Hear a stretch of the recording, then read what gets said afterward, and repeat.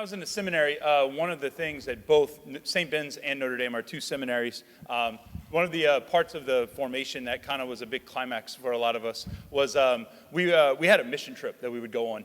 And I remember one year we went to Nicaragua, and we were doing all kind of different things, Vision Orphanage and a couple of other things. But one of the big projects that we did while we were there was we were building houses. We were building two houses in these two different communities, really, really poor communities out in the mountains. And I remember most of the houses were just like sticks and just kind of like some old boards and some rickety sheet metal. So what we were doing is we were building a cinder block house. So what we would do is we would contract with one of the with a contractor in Nicaragua to help out the local economy. But we would come in, do some of the work, and then we wouldn't finish it in 2 days. We would leave, and they would finish the house, right? After we would leave. So, but we get out there to the work site the first day, and one of the things that we're going to do is we're going to set a foundation. And the way to set a foundation is you basically dig about a 4-foot deep ditch. So we have to build a ditch around where the walls are going to be, and then we're going to lay the cinder blocks. They're going to do all the work, right? But what we were doing is we showed up day one, and we're digging. So they had started some of the work by the time we got there, and they had a little bit of it dug out. But they were handing out jobs, and they're like, "Hey, if you want to do this, you want to do this, you want to do this." I was like, "I want to be one of the guys digging," right? Like I'm amped up. It's a work day. Like, great. Let's go do heavy stuff. I want to be heavy. I want to do dirty. Like that's what I want to do. Great. So I get it. I grab a shovel, and they're like, "Yeah, just go ahead and just go join in." I said, "Good." So I grab a shovel, I walk over, and I put it down, and I'm like, tink! And I'm like, this ain't going to be good. Because digging in South Louisiana, you might hit some clay or some hard dirt, and it's like you just put a little bit of oomph, and you're going to get through. This is a mountain, all right?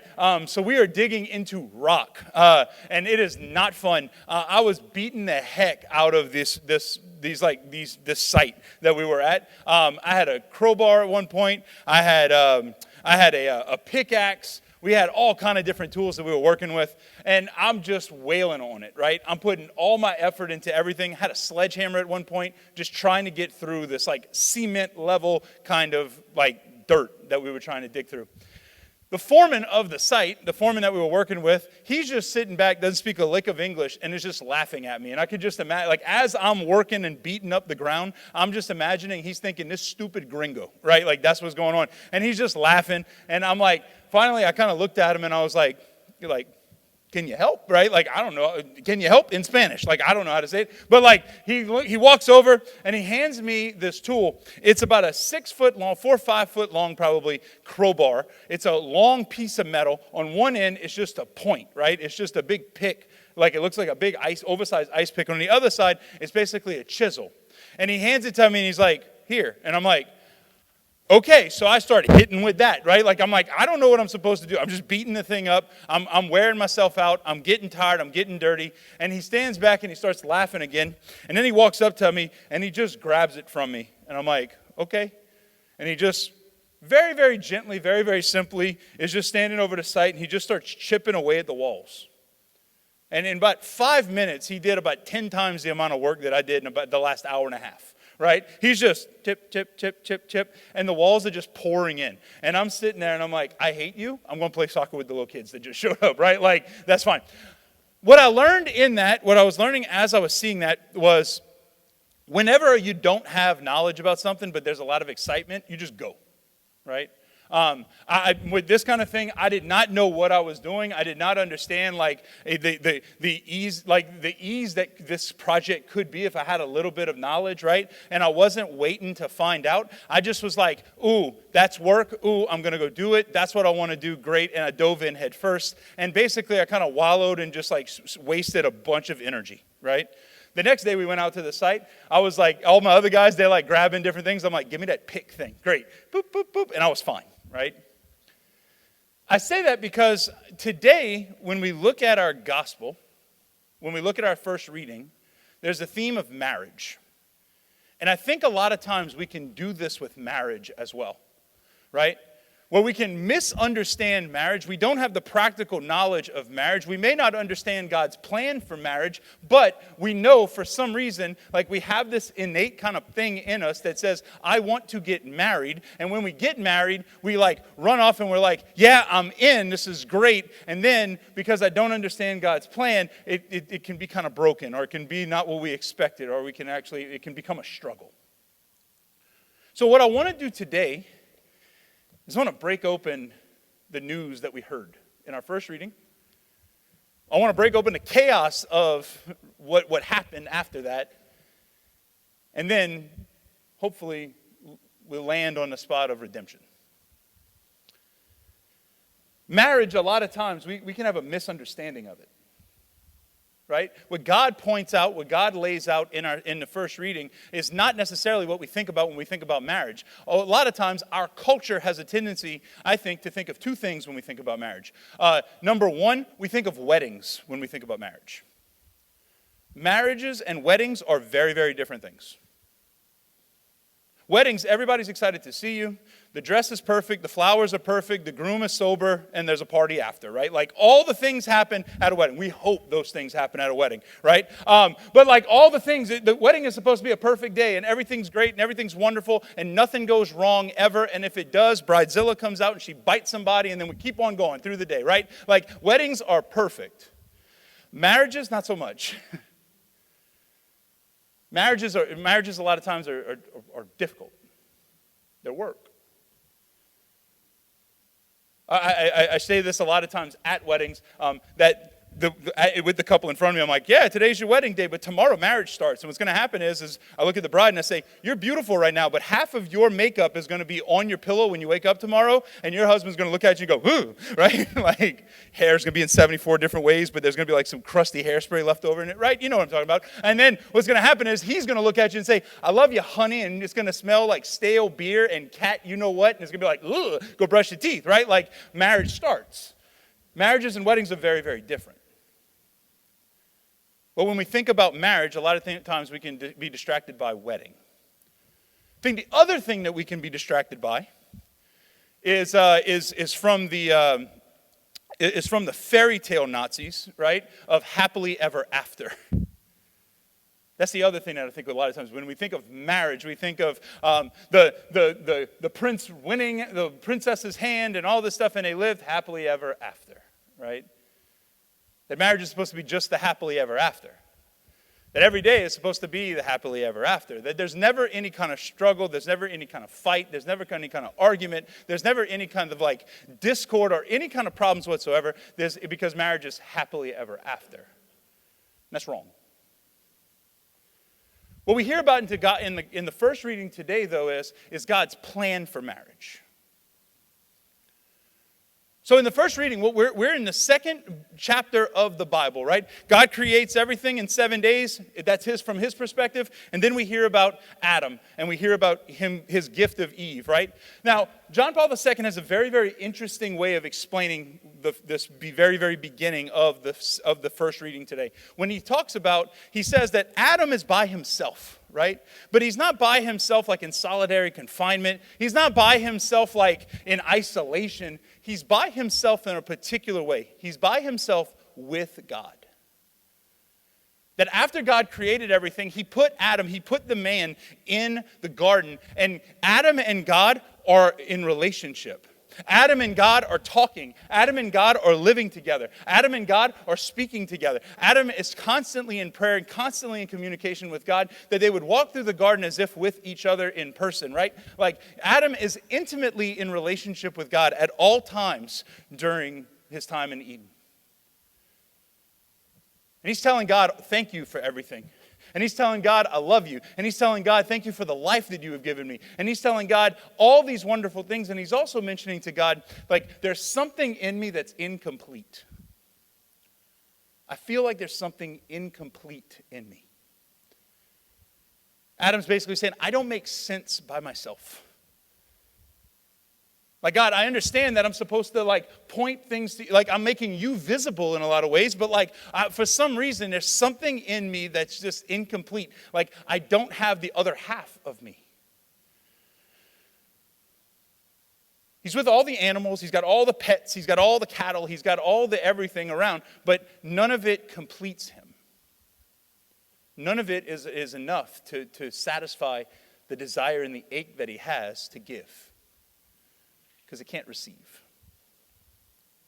So God puts him to sleep, takes a rib from his side, right? And then what we heard in the scripture today was that he builds the woman. And I'm going to get back to that, but he uses an interesting verb of he builds the woman, right? And when he builds the woman, then he gives the woman, Eve, to Adam. And now Adam has an end. Like he has a person for him to give to. He has a person that when he gives, the love that he gives is then reciprocated back, right? Like he has someone who actually completes him, who actually is like, oh, no. Like when I look at her, I see the maker, the gift giver, right? So I want to be gift back. Like this is a really, really powerful moment for all of humanity that Adam wants to give. And Eve, likewise, her biggest desire is that she wants to receive his love. Now, the interesting thing is that we might think, okay, Father, that's like a lot of mystical kind of stuff from way back when. But we understand this like in our hearts. Like we understand this in our souls. There's a reason why every John Cena and Rock movie that's terrible but with explosions always has a beauty at the end. Right? All these bad action movies, the Expendables, where it's just bang, bang, shoot 'em up, there's always a beauty at the end. Why? Because there's something to sacrifice for. You check that. There's someone to sacrifice for, right? From when I was a kid, Super Mario Brothers 3 came out on the original NES Nintendo, right? What is it? The whole story is about a little plumber going on a quest because he wants to love peaches, right? Like, way before that song. But anyway, there's something about I'm willing to sacrifice for the sake of the beauty. I'm willing to lay myself down. I'm willing to die if necessary for the sake of somebody else, right? That's why it's written in masculinity that I want to give. All the way back to Adam. I want to make a gift of my life to someone. Eve, likewise, right? Written into the feminine heart, there's the same kind of reciprocal relationship. Like there's the same other side of the coin, right? There's a reason why every Lifetime movie that's actually a happy movie and not like everybody dies, right? But there's a reason why every Lifetime movie, it's some woman being pursued, right? This is why every Hallmark bad Christmas movie, right? Girl walks around the corner really fast with her hands, like hoping that she just bumps into Prince Charming, who's probably runs a bank. But anyway, there's a reason why these movies, they speak to our heart. Right? There's something about it that the woman wants to be desired. She wants to be pursued. She wants to be loved. She wants to be given to. It's written in the DNA of the human heart. That's what God is talking about. That's what God is talking about. That's what Moses writes about in the book of Genesis. Is that he's saying this is the plan of marriage. That this is what God's plan is. Now, the thing is, what comes right after Genesis chapter 2, which we just read from, is Genesis chapter 3. And that's where chaos comes in. Because of one moment of disobedience, because of one moment of sin, because of one moment of breaking that covenant and that relationship with God, what happens is that now all of a sudden their eyes are opened and they freak out. All hell breaks loose. Chaos ensues. Corruption begins. Death enters into the world.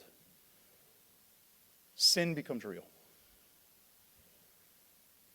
And now the relationship of Adam and Eve, the relationship that Adam wants to give, right? That it's still there, but it's been deformed. It's been messed up. Like Adam wants to give and Eve wants to receive. But the problem is that both of them start to see each other outside of their relationship with God. They start to see each other and they realize that we're not living a life of gift, but that they live in fear of being used by the other. That they don't want to lay down for another. They don't want to give to the other. But the temptation becomes to take, to control. The reason why I want to point this out is because if we're going to understand what a sick body looks like, we have to understand what the healthy body looks like, and vice versa, right? We have to understand the good news of what it means, what the plan that God was in Genesis chapter 2, because that's the only way we can understand the catastrophe of Genesis chapter 3, where the world breaks. And it starts in relationship with man and woman and that original relationship with God. When I was a seminarian years ago, and I was, as a seminarian, you do what your pastor tells you, right? Like you do different ministries. And this particular parish had a Bible study, and it was in the middle of a day on a weekday. So it was like maybe 11 o'clock on a Tuesday or something like that. And it was, so the only people that go to a Catholic church parish at 11 o'clock on Tuesday is everybody's grandma. So I think it was everybody's grandma and one man, right? Like it was just funny. And I was told by the pastor, he said, I want you to go to their Bible study. And I was like, yes, sir. Sounds good. This is going to be great.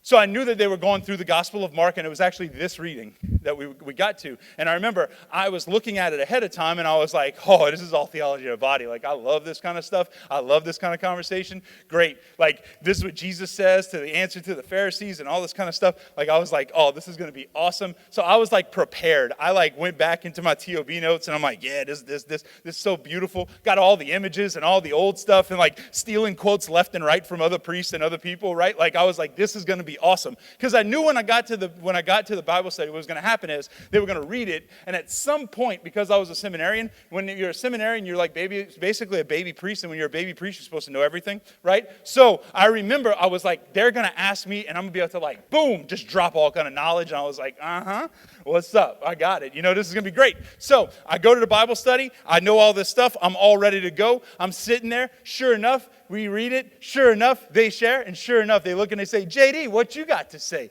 And I'm like, oh, this is going to be awesome. So I just start talking, and I talked for like 5 minutes straight. I know that was like a short homily, but we're going to have a long one today. But like, I just talked for like 5 minutes straight about all this stuff, and I tell them all these things, and I'm like, all this beautiful stuff. And when I was ending, I was like, it's going to be so good. They're going to like, everybody's going to start to clap and cheer, and angels are going to descend from heaven. We're holding one harmonious note, and there are going to be doves and all this good stuff. I'm like, yeah, this is great. And I finished talking, and it was silent.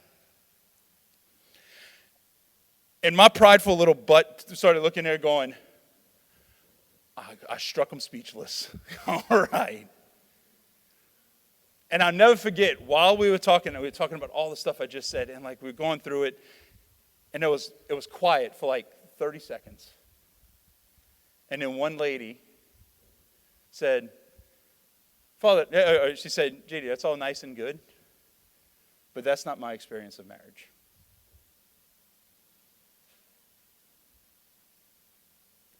And she started to tell the whole room her story and the reason why her marriage fell apart. And another lady did the same thing. And for the next 20 minutes, we heard testimonies from some women who went through some horrible stuff, explaining why their marriages fell apart. We need to know the good news, but we also need to know the catastrophe of the bad news. Because without it, we think that the good news is just all of a sudden going to happen if we just know a few facts. If we just read Genesis 2, everything will be good. What Jesus is calling out today in the gospel is the effect of original sin. Notice what he says to the Pharisees. Notice what he says to the Pharisees. When they approach him with this question and they say, Moses said that we could divorce. What do you say? They're trying to catch him. They're trying to make him into the bad guy. They're trying to set him in opposition to Moses. And he basically says, what did Moses say? He said, you can write this bill of divorce. And then he quotes Moses back to them.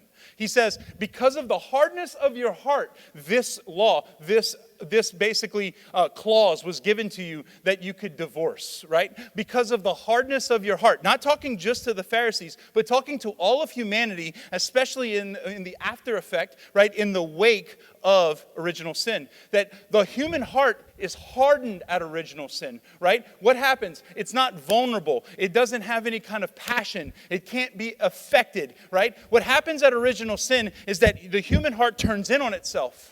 When we were made for relationship, and all of a sudden the human heart wants to isolate, right? Even Adam, who was by himself in the garden, right? He's made for relationship, not only for God, but also with Eve. What happens is that once sin enters, he turns in on himself, and now he starts to protect, and now he starts to try and dominate, and now he's not at the service of cultivating the garden, but he's over it as a dictator, right? What happens is that at original sin, the human heart takes on a condition called original sin. And it deforms us. We are good, but we have a heart condition. We are good, but there's a hardness to our heart that was never meant to be hardened in such a way. So what Jesus is saying today, he's saying, in the beginning it was not so. In the beginning, you were made for relationship. You were made for love. You were made to be fulfilled. You were made for gift. To me and to one another. And after original sin, that's not where we find ourselves. A buddy of mine shared this with me. In talking to psychologists who work with couples and couples therapy, the two things that are most of the time said, the two biggest complaints for men, the biggest complaint that is said is, she doesn't respect me. And for women, the biggest complaint is, he doesn't prioritize me. The same way that in the order of creation, man and woman complement each other by our gifts, by our talents, by our strengths. On this side of the fall, we complement each other in our vice. But this isn't the end of the story, yo. This isn't the end of the story. Because the same way that the first Adam failed, there's a lot we can go into a whole thing about Genesis 3 and how the fall happened and all this stuff, but leave it to say that the first Adam failed. The new Adam and the new Eve succeeded.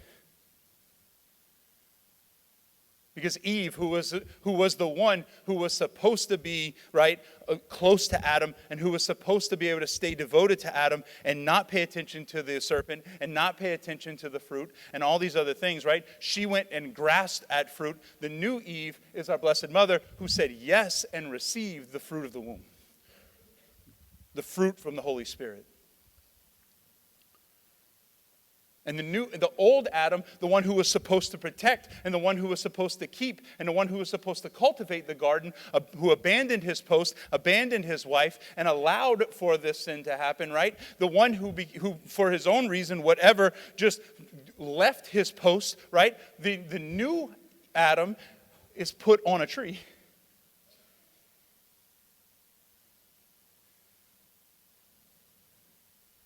And that original Adam, who had a rib taken out of his side, and his bride was built, a new Adam has his side pierced and his heart pierced, and shows and reveals to the church, his church, who's built from his side, what a heart that is flesh, a heart that is vulnerable, can and does look like. It's interesting that the word that we use for Jesus' death, for Jesus' death, the way of the cross, and everything that goes on Holy Thursday to Good Friday, the word we use is passion. Because passion means suffering. The antidote to the hardened heart is loving in a way that we're willing to suffer for the sake of another. The antidote for original sin is being able to receive from God the example and the love of him who suffered on our behalf and gives us himself so that we can go and do the same to others, that we can communicate that same love to those who we come in contact with, right? That's why when we come to Mass, y'all, what we're doing is we're actually receiving the antidote to original sin. We're receiving what it is that the Lord wants to do in your heart and in mine to make us flesh again. We can't go back to Eden. But we also can't understand where we are if we don't understand the chaos of the fall. As we come to Mass tonight, wherever it is in your heart that is hardened, whether it be in relationship with other people, whether it be the places that you find your favorite sin, whether it be places that you've been hurt, places that you're afraid, places that you struggle, whatever it is, places that you doubt, wherever it is, God wants to soften your heart as well. Because all of it's an effect of sin. All of it is an effect of our first parents. But in the beginning, it was not so.